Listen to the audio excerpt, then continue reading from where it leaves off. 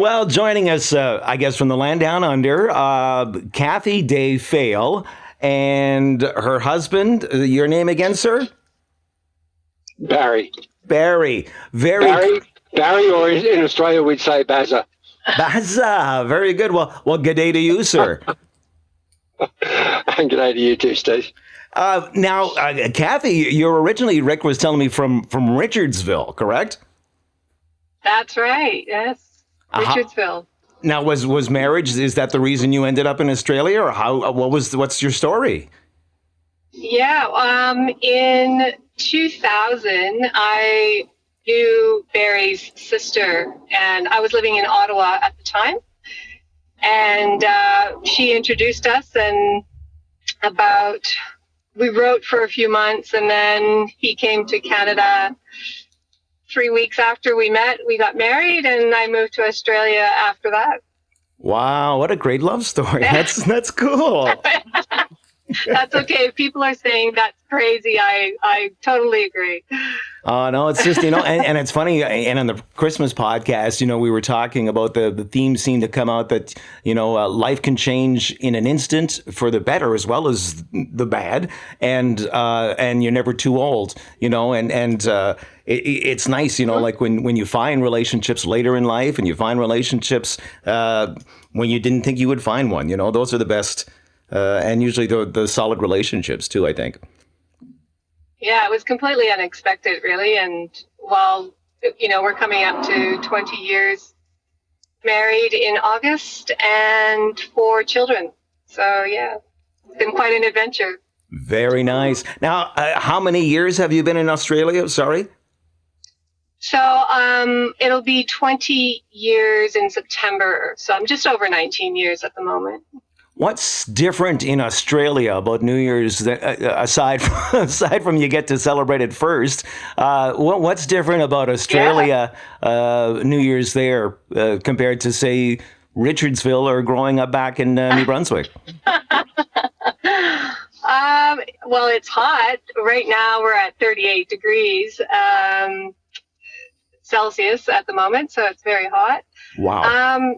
But there's it's a very, I guess there's a big community feeling, because obviously it's nice weather. There's a lot going on in the communities with fireworks and everything. Sydney has their international fireworks that everybody comes to see, but it's not just Sydney. It's really all over. All the communities are out, and family friendly activities for a lot of the communities here. And it's quite different because you're more out, and it's like summertime, right? So if you think about Canada Day, it's kind of similar.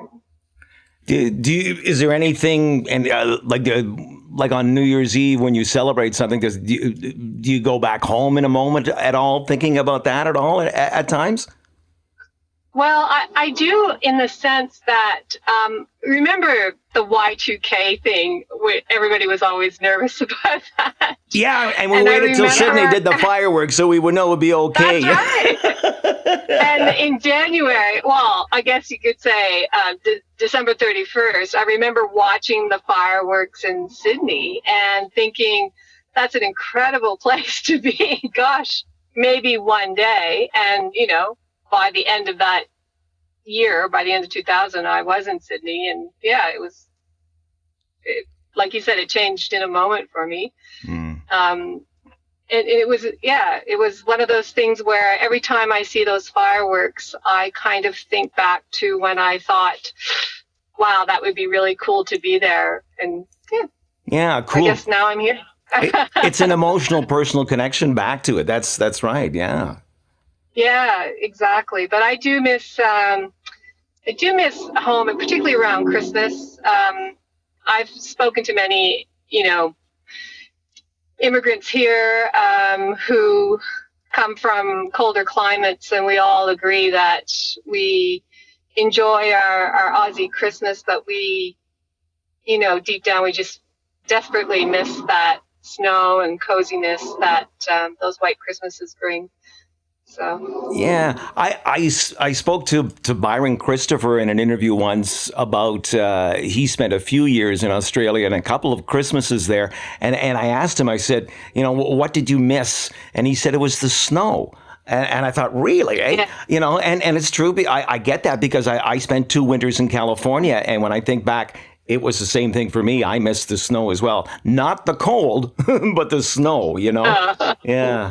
well, I remember on my first Christmas here, by the time Boxing Day rolled around, I was fine. I was like, okay, I'm good. Let's go to the beach. But the time leading up to Christmas was, it was very different. And that connection, it's not just a visual connection. It's more than that. Like the air smells different, when you're approaching that Christmas season, the cool crispness of the air and everything like that. So your environment is telling you everything that it's Christmas time and everything. And there's nothing here in my initial time when I moved here that signaled to me that it was Christmas. And I remember feeling a bit lonely, not having that almost emotional and physical connection to everything around me because it was very different. It was a lot of it was visual, like you say. Yeah, I guess for the decorations and the snow and the different scenery and stuff, Exactly. Yeah. Yeah, Barry, have you ever had a chance to experience a Christmas or a New Year's back home? We did. We traveled home as a family, all six of us, to Campbellton, and we were there for about a week, 2 weeks. Oh, 3 weeks. About 3 weeks, Yeah. sorry. Yeah, you're back in 2011. 2011. So it was, I remember that Kathy's mum was always praying. She said, "Gosh, she wants it to snow so when her grandkids arrive, that it would snow, that it would be there, the snow would be there for them." And it was. And it was a great experience. It was my first white Christmas. The nearest thing I got to that was when I was about maybe 6 years old, and we actually had snow fall in Australia on Christmas Day, which is one of the rare occasions. When we say snow, we mean like maybe a centimetre on the ground, not like 20 or 30 inches, as you guys actually experience. So, it's a massive change, but I remember the kids just really relished the opportunity to play in the snow and to be there with the family. And, I must say that the community in Campbellton is absolutely exceptional. I've never seen anything like that for a community. Everybody is just so friendly, helpful. I remember going into stores in some of the malls there, and they would ask me to say things twice or three times, and I would say, can't you understand me? And they would say, no, we just love your accent. Can you say it again? So it was like notoriety. It was fantastic. But yeah, no, beautiful place. I got up close and saw Sam the salmon. So one of the sights that we got to see. So, but it was it was great to take the family home to there and to be with their grandparents and to experience the Christmas like I've never done before. So yeah, it was awesome. Well, you've checked all the boxes in that description, so you're certainly legit, Barry. But here's a question, Byron. I remember asking him. I said, what did people in Australia ask you about, Canada and stuff like that? And he said one of the main things they used to ask was about the snow. And I said, yeah. And he said their question was, can you eat it? And he said, yeah, you can, but not the yellow snow. He said, what? Not the yellow snow. Yes. Yes, I was instructed in that one very early in the piece. So that's fine. See, like I said, you're legit, Barry, all the way. There you go, 100%, my friend. Well, listen, who do you guys want to wish a Happy New Year to out there?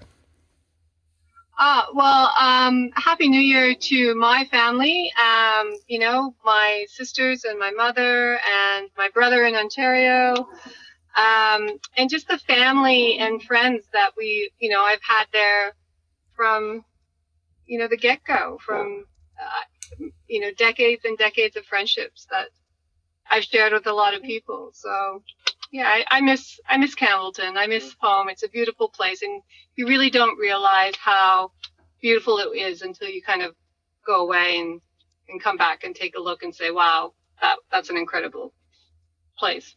Sometimes you need other people to point it out to you, when you show them pictures or videos, Yeah, for sure. And it reminds you. You say, oh yeah, you're right. I forgot. Yeah. Autumn was always my favorite time of year, and it still is in New Brunswick.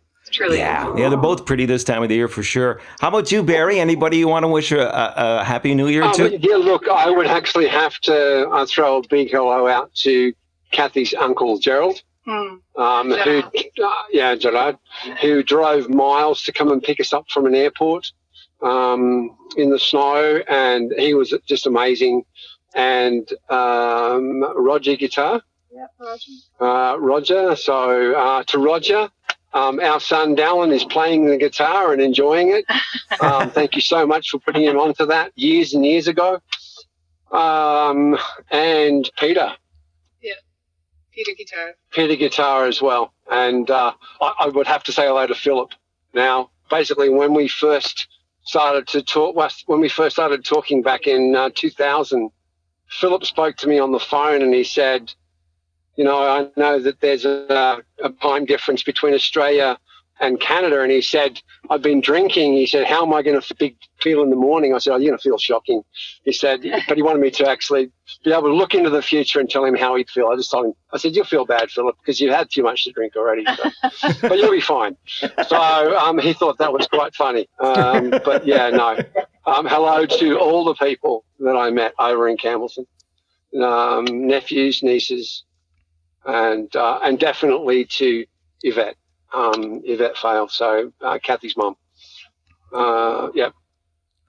Well, listen, you guys, Happy New Year to you both, and thanks for joining us from, let me see if I get it right, Canberra, Australia? Canberra. Very good. It's the nation's capital.